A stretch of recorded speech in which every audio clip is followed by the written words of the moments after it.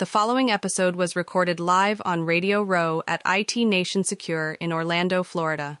A special thank you goes out to our partners, LionGuard, BVOIP, and TrueGrid, for making this trip and coverage possible.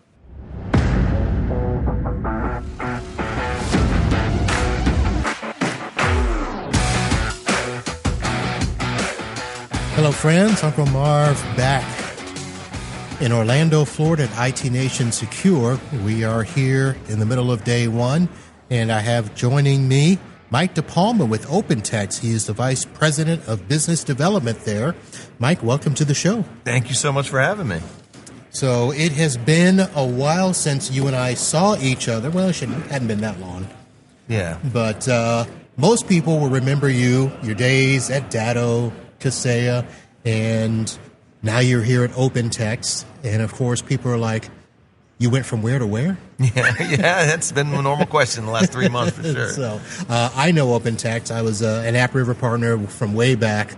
Went through the acquisition with Zix and now OpenText. And, of course, now you guys have bundled some other products in there. But from your perspective, let me first ask you, why the jump? Why the transition? Yeah, it's interesting. I started having some conversations with OpenText late last year. I know that the current SVP of sales used to be the SVP of sales at Datto, so I had a connection there. And once I saw him move over there, and he was great. He was part of that kind of hockey stick trajectory we were on, 8-10 years ago with Datto, and so that piqued my interest. And then starting to have conversations. I mean, basically, what he said was we need more of a channel presence, right? We need somebody. We've got the stack of products. We've got, great integrations with everybody. It's just a matter of getting the word out. Because like you said, the number one question I got when the news kind of dropped and I updated my LinkedIn and everything was like, you went where? Where did you go? Everybody knows Datto. Everybody knows Kaseya.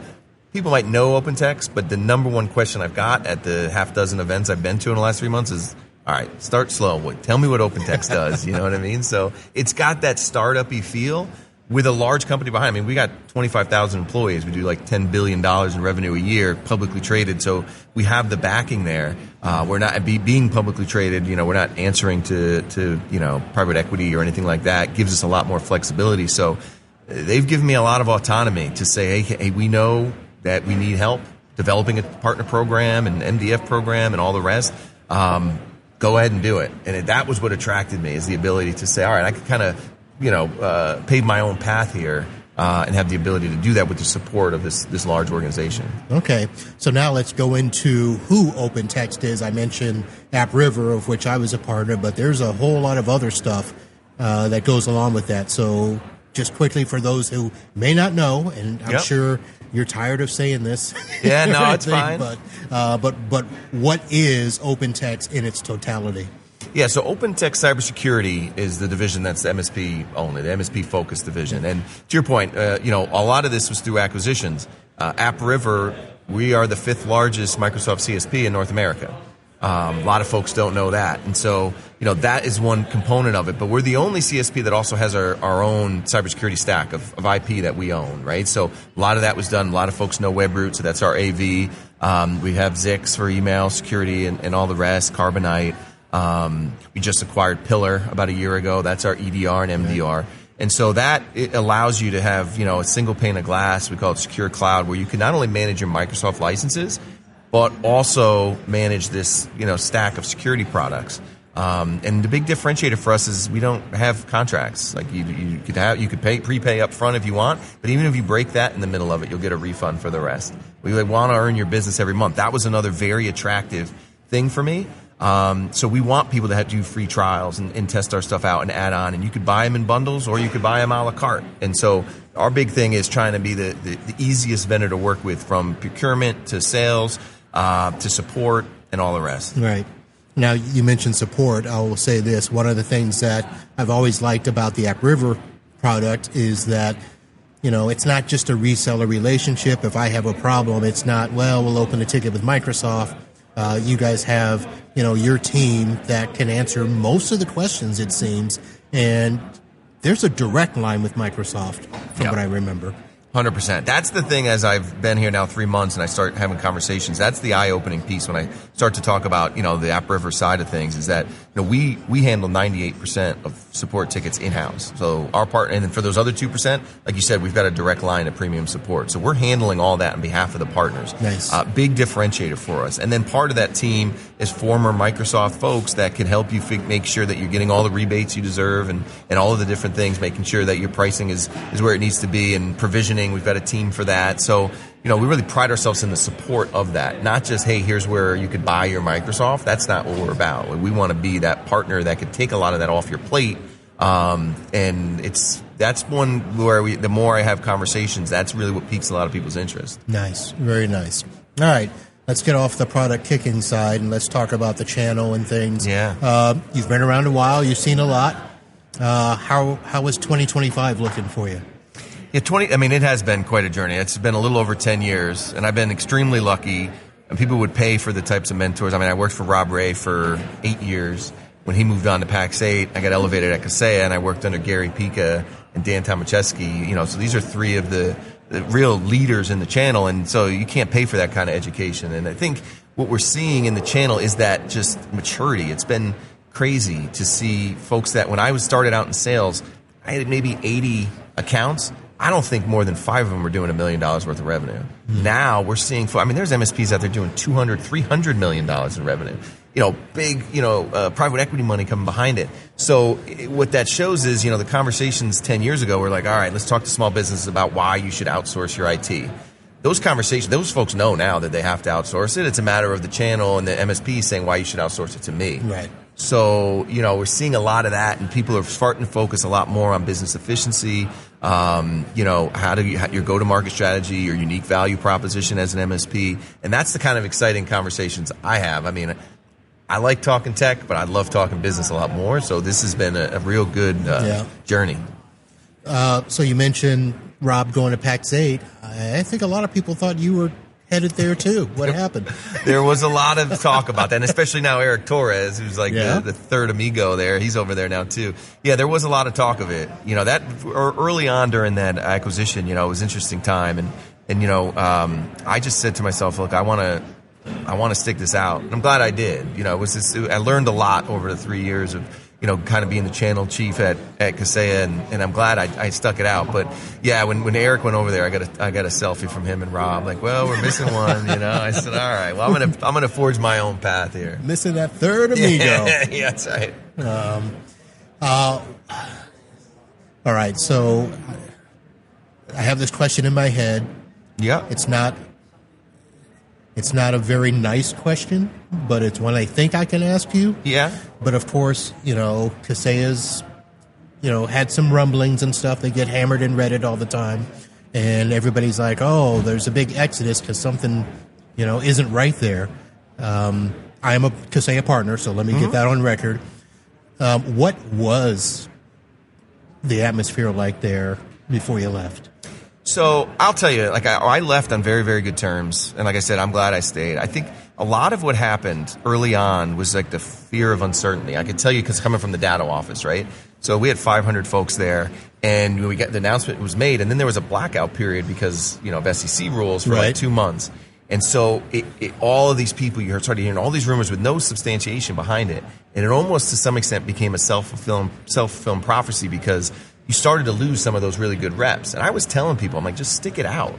Like I said, I'm glad I did. So a lot of that is, I think it's a misunderstanding. I think they're really making some good strides at Kaseya. I have a lot of very close friends there. I think they're doing great. I think they're doing a good job. Matt Scully's kind of taking the reins from me. I'm sure everybody knows Matt Scully, who, if anybody knows him, is the most honest, trustworthy person you'll ever met. And I think you look at the fact that he's staying there and, shows you what is really going on behind the scenes. It's going to always take a while to overcome the Reddits and the Facebooks, and I lived on there for 3 years, right? But I got a lot of respect for what they're doing. So, yeah. So do you think part of it is the difference now that we're seeing with the private equity money coming in and things where not everything is as open and transparent as it used to be, which I think the larger MSPs understand that. Yeah. Smaller ones, not so much. We want to be able to have beers with our partners and tell me what's happening and stuff. But the money that's come into the channel, it kind of changes the landscape.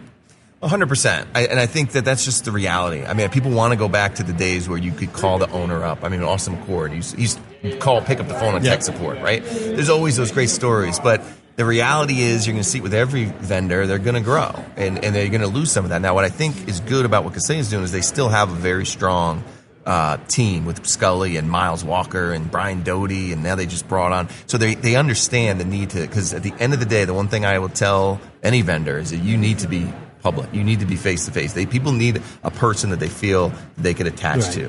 And that's what I like about where I'm at, because that's what they're giving me the autonomy to do. Like, just go out, meet people, tell the story, but more so have that sense of, like, if something goes wrong, they know they can pick up the phone and call me. It's the same thing with Scully over there. It's one of the advantages that we have is that, look, every vendor here, and this isn't anything bad, but is looking for some sort of exit, whether it's get acquired or go public. The fact that we're behind that, we've been publicly traded for a long time, that's why we don't have to worry about contracts. Like, that's why we're able to say, like, and make long-term plans. And if the number doesn't hit this quarter, it's not the sky's falling. It's like, all right, let's fix things and do that. And that was kind of refreshing. So I think you'll see, you're going to continue to see that consolidation. There will be a time when it's like and we all know that Connectize being one of them, and there's going to be a bunch of folks that just own a bunch of products. We're never going to go back in time, so you got to find that balance. You know what I mean? Yeah.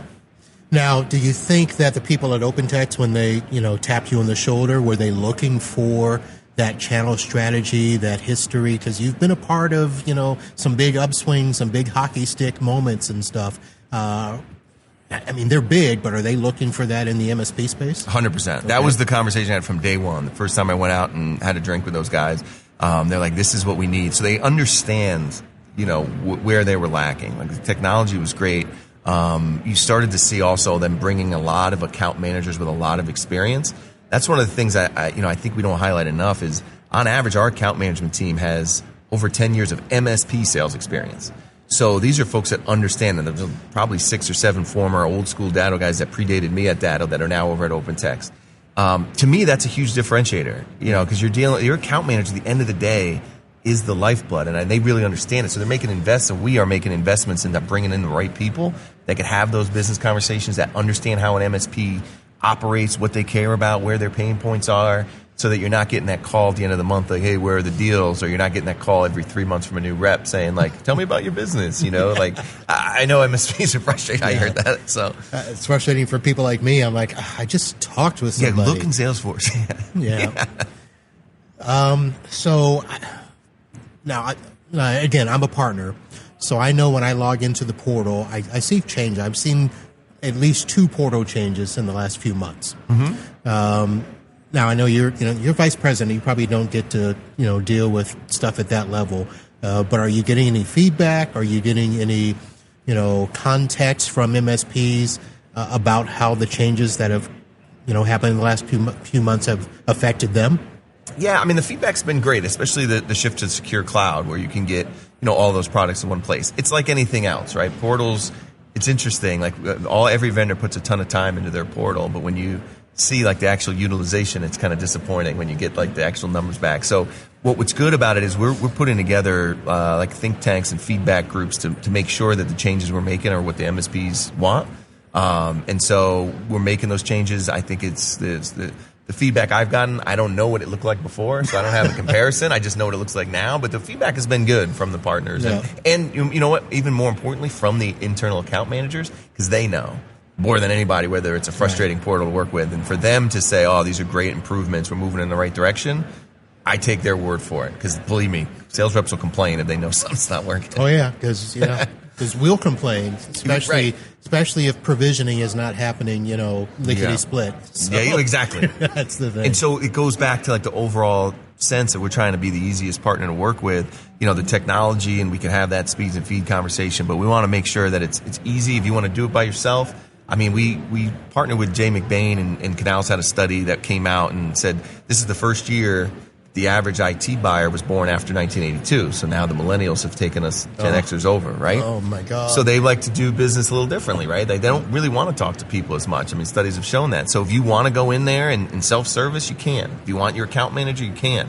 You can work on that. Like I mentioned, we're going to put some bundles together. So we want to make it easy but flexible, because a lot of, vendors, they're just saying this is what the channel wants, but there is no right answer for what the channel wants. What the channel wants is flexibility. I could tell you that you could do whatever study you want. You know a lot of MSPs. Oh, yeah. There are certain folks that like to handle their procurement one way. There's other ones, and you have to be agile there. And that's where we're trying to really separate ourselves. So you mentioned the bundles, and of course, State Farm comes to mind. Yeah. I mean, are you guys going to do the bundle and save mentality there?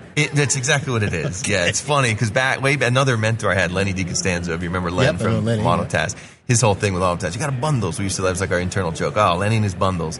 But no, I mean, it's answering that cohort of MSPs that like that model, right? I mean, you're seeing with Kaseya 365, you're seeing a lot of that. So for the folks that say, hey, I want to look at all of your email security products, that Zix platform. Okay, well, we could bundle those together. Very easy for you to go procure that, right. and you're going to get a discount on it. If you don't need that whole stack, you don't have to have it. So we're not trying to force it like it's all or nothing. I think that and we're going to continue to tweak that. I mean, there's some ideas, and I'm not supposed to go down roadmap, but there's some ideas of having vertical specific bundles. Like, okay, what if we had a bundle for your law office clients, and we had another bundle for your HIPAA clients? I'm listening. Like, right? I mean, I think that's something that would be attractive. It is, because that's the bulk of my clients, and something that speaks to them and their needs outweighs other bundles just because of price. I'll be careful how I say this, because some MSPs, they do look at price all the time. Yep. I don't. Yeah. My customers, most of them are understanding if we need it, we need it. Yeah. So. Yeah, I think, again, there is a contingency of MSPs that are going to look at that and say, hey, I could make this switch and I'm going to immediately increase my margin by X amount. You got to look at kind of total cost of ownership of that. Like, what goes into that? They still look at money to some degree, but Yeah, but right. But again, you look at all right, top line, I'm saving this money, but how much more time are you spending with support? How much more time are you spending with all those things? There's money to that. So are you really making money? Yeah. Or do you want to have a company that you kind of are easy to work with? And are you hitting all the buttons you have to hit? At the end of the day, right? Are you protecting the client the best you can? So let me ask this question, and this comes back to OpenText and the MSP market. They've been around, they're big, but outside of like AppRiver, I think had a little bit of this in the beginning. They did their Phenomenal Care campaign, but were slow to get into the MSP space. Carbonite was not necessarily an MSP product. Right. A lot of end users did it themselves. Not sure about Pillar, but Webroot was an MSP, born device. So how is OpenText addressing the challenge of making it MSP ready across the board? Yeah, what's been great, and as I've learned, we've got a lot of the legacy Webroot folks that rode that journey, so they understand it. And they also, the more minds that understand the channel, the better. Right. And so what we're doing internally is looking, from our marketing team to our sales team to our development team, and figuring out two things. One, any sort of product advancement, is it something that the channel's asking for? And not some flashy thing I can go on stage and say, hey, look, we do this now. If it doesn't resonate with the MSPs, it doesn't matter. So that's kind of my job, is to bring the feedback to that think tank. But also, can the MSPs make money off it? I always say, there's three reasons people select a vendor. One is the product work, to your point. And nothing matters if it doesn't work and it's not servicing your clients. Two, what kind of support are you going to get? And that's not just tech support. That's support from your account manager. That's support on the sales and marketing side, your strategy. And then three, can you make money off it? Right? And so we want to make sure that we're checking off those boxes with the decisions we're making, roadmap going forward, any new acquisitions we might make. Like I said, what's good about us on that side of being, publicly traded, when we make an acquisition, what we try to do is, there's a reason why we bought that company, right? There's a reason why we bought Pillar. It's a great company. We don't want to just break it apart and start saying you got to do this and that. We're going to say, actually, even if you did require contracts with this other vendor, that's not our motto. We want to earn your business every month, like I said. So that's kind of the strategy there. We just got to get the word out. We got to get people. I'm hoping in 3 months, my number one question is, what does OpenText do? Because that's all I get, Well, let me ask you another question that's probably going to be up there, and hopefully will change the tenor. We're at a cyber conference. Yep. What is the number one cyber thing that you think MSPs need to address in 25? Yeah, look, again, go back to that Canalys study. product with the most opportunity is MDR, EDR. We're seeing there's a lot of great vendors in that space. What's interesting is in my mind, I'm thinking, most MSPs are already doing that. So are we looking at a displacement type a sale? But in that reality, there's a ton of white space there for all of us vendors. There's a lot of MSPs that are not offering that, don't have that into their standard package. And so I think, again, it's something that is necessary now. And I think it's a conversation to have that every MSP should be having. I know some of the hurdles, MSPs, I don't want to keep going to my clients and trying to, upsell them. But if you're not doing that, you're not doing your job. Because there's going to be an MSP down the street that's got a great MDR offering, and they're going to go to your clients and say, how come you're not doing this? If you're not at least broaching that subject, I think, you're leaving money on the table and potential stickiness with that client. So for us, there's a big focus. Like I said, EDR just was released. We just signed the contract with ConnectWise. So for the folks that purchase their AV through ConnectWise, you could it's literally a button to click, and you just up it to EDR. You can do a 60-day free trial, check it out, make sure it's a fit, and then just continue on going. Very interesting. I'm gonna ask again for clarification. You said 60-day trial, 60? 60, yeah. Okay. Standard is 30 on all the other products, but for this first for EDR launch, it's 60. So you can play around with it for 60 days. And the other thing is, when we talk about free trials, you could do free trials for each one of your clients. So it's not, hey, you're not a partner, here's a 30-day free trial, now you're a partner, you don't get that anymore. If all of a sudden you have a client who says, I don't really know if EDR is worth it or whatever, you could throw it into their environment for 30 days free. And then basically, that's another sales tech. Like, let's just try it for 30 days, and if you like it, what we always recommend is that declination of coverage. Like, we're going to put it in, you could decline coverage after 30 days, knowing that 95% of the people aren't going to sign that document. Right. And so I think that's another differentiator that, again, we don't communicate as well as we should. Like, I didn't find that out until being here a month and a half. I'm like, wait, we do this? Like, that's a huge selling point. I'll be honest, I don't think I've seen that. I've been a partner, again, AppRiver, and I don't think I've actually acclimated to all the products. So when did EDR officially get released? Friday. So, okay. I won't blame you for not knowing about that. I'm off the hook a little bit there. Friday. Okay. So we've rolled it out. Like, it's available through Ninja. Obviously through ConnectWise, we're working with Kaseya. So the goal is, we want to play nice and integrate with everybody. We sell a lot of things through Pax8. Now, it's a running joke with me and Rob. Like, we do obviously compete on the Microsoft side. But on the other side is that co-opetition. Like, but you can get a lot of our products through PAX. So we're going to be a big sponsor at Pax8's event next week. So, I think you're seeing more and more of that. And I think what's good, even you see with ConnectWise, of really embracing that open, because that's what the channel wants. Not just lip service that is open ecosystem, but real true integrations. I could tell you, we'd love for you to have the full suite, but I know you start to push that, it turns off the MSPs. So I love the integration. It does, but when you've got a complementary set of tools, like for instance, the AppRiver Microsoft licensing, which I bundle a lot with the Zix products inside of that, which that's a whole other thing we haven't even touched on with the archiving and stuff like that. So there's a lot there. Yeah, that's one of the. Zix is an enterprise level, email security stack. The U.S. government uses it, and so for us to be able to provide that to our MSPs to provide to end users, again with that bundle, now you're getting encryption, you're getting the archiving, email continuity, all of that kind of bundled together. These are enterprise level products that weren't necessarily available to the SMB space until pretty recently. So now when you're going in and you're talking about your services, to be able to say like, hey, the services I use are the same ones the U.S. government, the Treasury Department uses. Yeah. That's a powerful statement to make, All right. As long as they don't remember that there was a CrowdStrike event that happened. Yeah. We'll keep that on the side. All right. Okay, so we're going to have to... I got to go back and look at my stuff. I didn't realize the EDR was just that recent. Yeah. Fantastic. All right, Mike, so we're going to have to get together again in at least by the end of the year, right? Yeah. Look, this is the first time I've been on here. It's the first time so I'm excited. Yeah. And I know all my buddies have been on here, so I want to make sure I get in there. So, just make sure in 2025 I'm on here more than Rob Ray. Can you promise me that?